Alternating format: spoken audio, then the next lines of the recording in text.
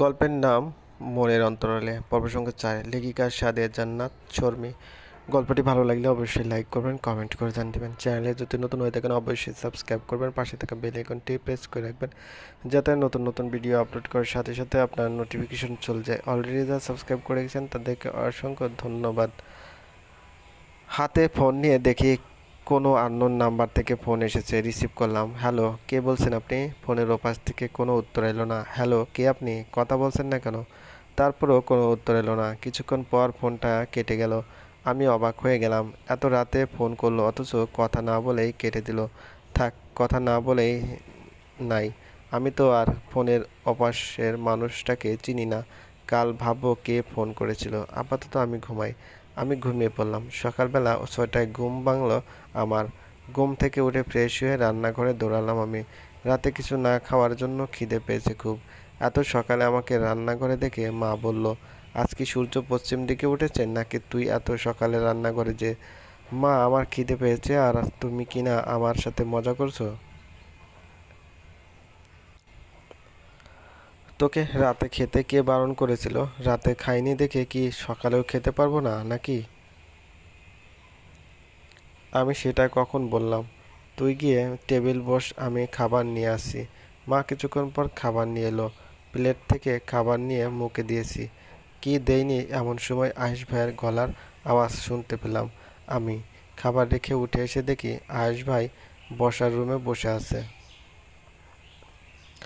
আয়েশ ভাই, আপনি এত সকালে আমাদের বাসায়? আমাকে খুব মিস করছিলেন নাকি? আমার এতটাও খারাপ দিন আসেনি যে তোর মতো মেয়েকে আমি মিস করব। আমি কি আমার মামার বাসায় আসতে পারি না নাকি? আমি মন খারাপ করে বললাম। সে আপনি আসতেই পারেন। আপনার মামার বাড়ি আবার শ্বশুর বাড়ি বলে কথা। কিন্তু কি দরকার এসেছেন? তোর সাথে কোনো দরকার নেই। আমার মামি কোথায়? মামিকে ডাক, ওনার সাথে আমার দরকার আছে। আমি গিয়ে মাকে ডেকে নিয়ে এলাম। মা এসে বললেন, কি ব্যাপার আয়াস, কি হয়েছে? মামি, তুমি এখনই আমাদের বাসায় চলো, দরকার খুব। কেন, কি দরকার? মামি, তোমার বড় মেয়ের জামাই মানে রোশন ভাই আমাদের বাসায় এসেছে। এতদিন পরে যখন রোশন ভাই রাগ ভেঙে ফিরে এসেছে, তাহলে তোমরা আর দেরি করবে কেন? তাড়াতাড়ি চলো। আয়েশ ভাইয়ের কথা শুনে মা তাড়াতাড়ি করে রেডি হয়ে ওনার সাথে চলে গেলেন। আমার মনটা খারাপ হয়ে গেল খুব। মায়ের বড় মেয়ের জামাইয়ের খোঁজ দিয়ে মাকে নিয়ে চলে গেল আয়েশ ভাই। অথচ তিনি যে তার ছোট মেয়ের জামাই সেটা কি ভুলে গেলেন? একটাবার জিজ্ঞেসও করলেন না যে আমি কেমন আছি। আর জিজ্ঞেসই বা কেন করবেন তিনি? তিনি তো তার প্রেমিকার খোঁজ খবরই রাখবেন। আমার খোঁজ রেখে কি করবেন উনি? আমি ওখানে আর না দাঁড়িয়ে থেকে আপুর রুমে গেলাম। গিয়ে দেখি আপু সাজগোজ করছে। আপুকে সাজতে দেখে আপুকে সাজতে দেখে আমি জিজ্ঞেস করলাম, আপু, তুমি এত সকালে সাজগোজ করছো কেন? আজ আমার ভালোবাসার মানুষটি আসবে আমার কাছে, তাই একটু সাজছি আর কি। একটু পরে আপু সাজা শেষ করে আমার দিকে ঘুরে দাঁড়ালো। তারপর বলল, দেখো তো মিহুল, আজ আমাকে কেমন লাগছে? আপু, তোমাকে তো আজ খুব সুন্দর লাগছে গো। নীল শাড়িতে তোমাকে পুরো পরীর মতো লাগছে। দুলাভাই তো আজ তোমাকে দেখে ফিদা হয়ে যাবে। আপু একটু লজ্জা পেয়ে বলল, যাহ, কি বলিস? আমি আপুর গাল টেনে দিয়ে বললাম, সত্যি বলছি আপু। তখন আপুর ফোন এলো। আপু ফোন হাতে নিয়ে দেখে মা ফোন করেছে। হ্যালো মা, বলো। মেহের, তুই মেহুলকে নিয়ে তোর ফুপির বাসায় চলে আয় এক্ষুনি। আমার বড় আপুর নাম মেহের। ওকে মা, আমরা আসছি। কিছুক্ষণ পর আপু আর আমি ফুপির বাসায় চলে আসলাম।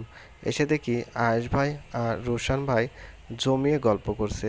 আপু রোশন ভাইকে দেখে একটু লজ্জা পেয়ে বাইরে ফুপিয়ে আর মায়ের কাছে চলে গেল। রোশন ভাই আমাকে দেখে বলল, শালিকা, এদিকে এসো। আমাকে না জানিয়ে বিয়েটা করে ফেললে। আমি দুলাভাইয়ের পাশে গিয়ে বসে বললাম, দুলাভাই যদি তার শালির খোঁজ না নেয় তাহলে আমার আর কি করার আছে? তাই না জানিয়ে বিয়েটা করে ফেলেছি। তখন আয়েশ ভাই বলল, রোশান ভাই তোমরা গল্প করো, আমি আসছি, এমার্জেন্সি আছে আমার, বলে আয়েশ ভাই উঠে চলে গেল। রোশান ভাই আমার দিকে তাকিয়ে বলল, কি ব্যাপার আয়াস, এভাবে চলে গেল কেন? আমি বললাম, উনি আমাকে মন থেকে বিয়ে করেননি, তাই চলে গেছেন। এখন গিয়ে উনি ওনার গার্লফ্রেন্ডের সাথে কথা বলবেন হয়তো। দুলাভাই হাসতে লাগলো। হাসছে তো হাসছেই, থামছেই না। আমি অবাক হয়ে ওনার হাসি দেখছি। কি এমন বললাম যে দুলাভাই হাসতে শুরু করলো? কিছুক্ষণ পর দুলাভাই হাসি থামিয়ে বলল, এটা কে বলেছে যে আয়াস তোমাকে মন থেকে বিয়ে করেনি? আমি বললাম, উনি নিজেই বলেছেন আমাকে। আর গার্লফ্রেন্ডের কথা, সেটা কে বলেছে? অর্তি আপু বলেছে। দুলাভাই বলল, ওরা তোমার সাথে মজা করেছে, বলেই আবার হাসতে লাগলো। আমি অবাক হয়ে বললাম, মজা করেছে মানে? চলবে। গল্পটি ভালো লাগলে অবশ্যই লাইক করবেন, কমেন্ট করে জানিয়ে দেবেন। আর চ্যানেলে যদি নতুন হয়ে থাকেন অবশ্যই সাবস্ক্রাইব করবেন, পাশে থাকা বেল আইকনটি প্রেস করে রাখুন, যাতে নতুন নতুন ভিডিও আপলোড করার সাথে সাথে আপনার নোটিফিকেশন চলে যায়। অলরেডি যারা সাবস্ক্রাইব করে রেখেছেন তাদেরকে অসংখ্য ধন্যবাদ। ভালো থাকবেন। হ্যালো বন্ধুরা, কেমন আছেন সবাই? আশা করি সবাই ভালো আছেন। বন্ধুরা, আমাদের গল্পগুলো যদি ভালো লাগে অবশ্যই লাইক করবেন, কমেন্ট করে জানিয়ে দেবেন। আর চ্যানেলে যাতে নতুন হয় দেখেন অবশ্যই সাবস্ক্রাইব করুন, পাশে থাকা বেল আইকনটি প্রেস করে রাখুন, যাতে নতুন নতুন ভিডিও আপলোড করার সাথে সাথে আপনার নোটিফিকেশনে চলে যায়। অলরেডি যারা সাবস্ক্রাইব করে গেছেন তাদেরকে অসংখ্য ধন্যবাদ। গল্পের নাম মনের অন্তরালে, পর্ব সংখ্যা 5, লেখিকা সাদিয়া জান্নাত শর্মী। দুলাভাই আমাকে কিছু বলতে যাবে তখন অর্থী আপু সেখানে এলো, এসে দুলাভাইকে ইশারায় থামিয়ে দিল। আমি দুলাভাইকে বললাম, কি হলো দুলাভাই বলুন, ওরা আমার সাথে কি মজা করেছে?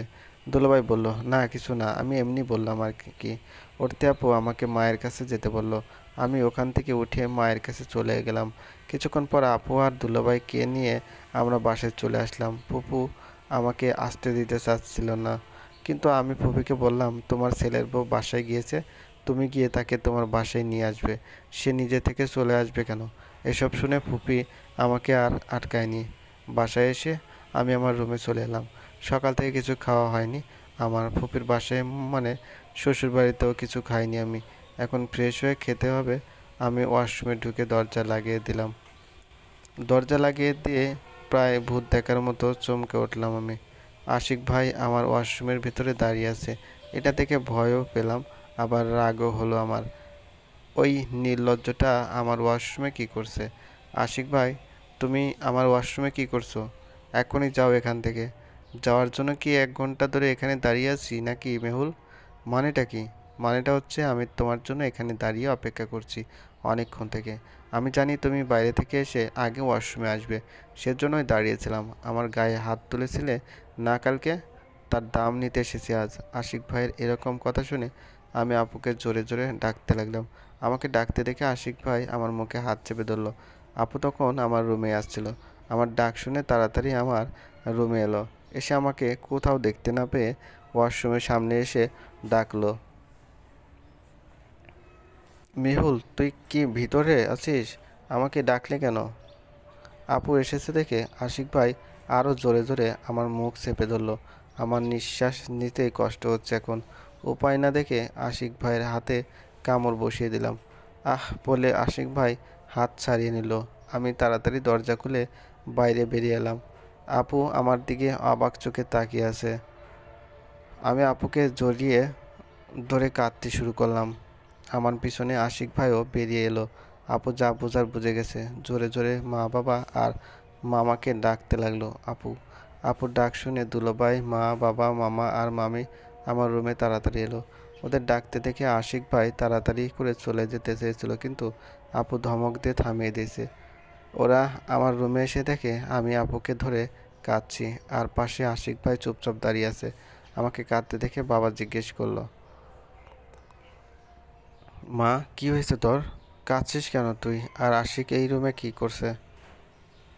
আমি থেমে থেমে বললাম, আমি যখন আমার রুমে ঢুকে ওয়াশরুমে ঢুকলাম তখন দেখি আশিক ভাই আমার ওয়াশরুমে দাঁড়িয়ে আছে। আর কাল রাতে আমাকে বাজে কথা আর জড়িয়ে ধরার জন্য আমি থাপ্পড় মেরেছিলাম, তার দাম নিতে এসেছে সে কথা বলেছিল বলে আমি আবার কাঁদতে লাগলাম। আমার কথা শুনে বাবার মেজাজ খারাপ হয়ে গেল। আশিক ভাইকে বাবা বেশ কয়েকটা থাপ্পড় মারল। আমার বাড়িতে এসে আমার মেয়ের সাথে অসভ্যতা করার সাহস কে দিয়েছে তোকে আশিক? বাবার থাপ্পড় খেয়ে আশিক ভাই চুপ। ধমক শুনে একটু কেঁপে উঠল। বাবা তাকে আর কিছু না বলে ঘাড় ধাক্কা দিয়ে বাসা থেকে বের করে দিয়ে বলল, আর কোনোদিন যেন আমি তোকে আমার বাড়ির চৌকাঠে না দেখি। আশিক ভাইকে বের করে দেওয়ার পর মামা মামিও চলে গেল। ছেলের জন্য লজ্জায় মাথা নিচু হয়ে গেছে ওদের। মা একবারও ওদের থাকতে বলল না। আমি তখনও কাঁদছি। মা আমার মাথায় হাত বুলিয়ে দিয়ে বললেন, আর কাঁদিস না মেহুল, ওই জানোয়ারটাকে ওর কাজের উচিত শাস্তি দিয়েছে তোর বাবা। আর কাঁদিস না, এখন ফ্রেশ হয়ে খাবি আয় বলে মা চলে গেলেন। আপু আমাকে ওয়াশরুমে নিয়ে গিয়ে নিজেই আমাকে ছোট বাচ্চাদের মতো হাত মুখ ধুয়ে দিল। দুলাভাই ওদিকে গিয়ে আয়েশ ভাইকে ফোন করে সব কিছু বলে দিল। আমাকে হাত মুখ ধুয়ে দেওয়ার পর আপু আমাকে নিয়ে খাবার ঘরে এলো। খেতে চাইছিলাম না।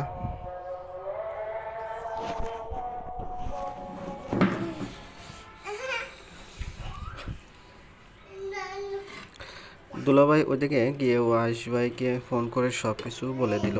আমাকে হাত মুখ ধুয়ে দেওয়ার পর আপু আমাকে নিয়ে খাবার ঘরে এলো। খেতে চাইছিলাম না, তারপরও মা আমাকে জোর করে খাইয়ে দিলেন।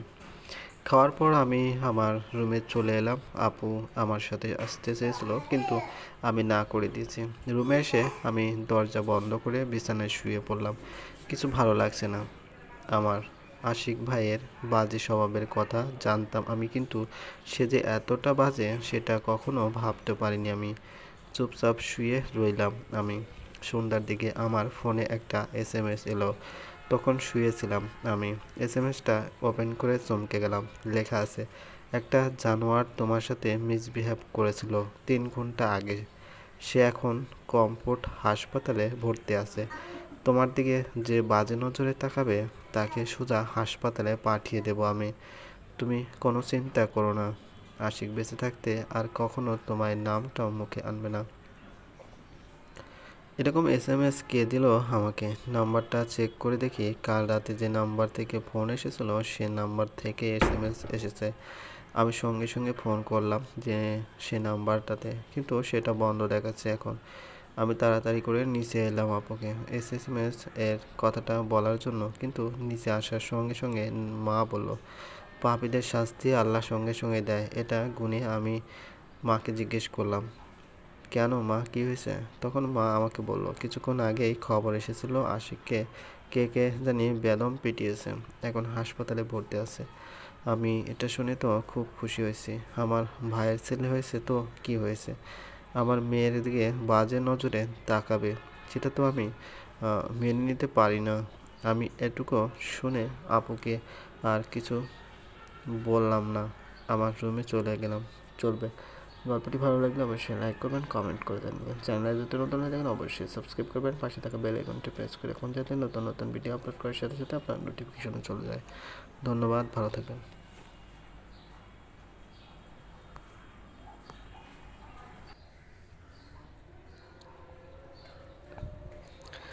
গল্পের নাম মনের অন্তরালে, পর্ব সংখ্যা 4, লেখিকা সাদিয়া জান্নাত শর্মী।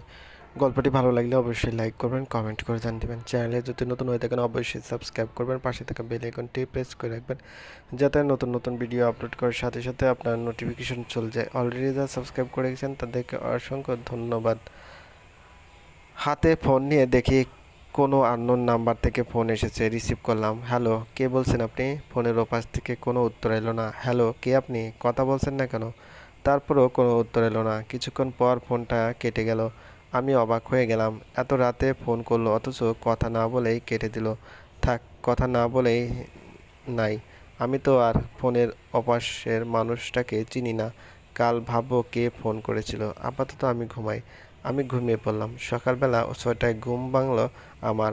ঘুম থেকে উঠে ফ্রেশ হয়ে রান্নাঘরে দৌড়ালাম আমি। রাতে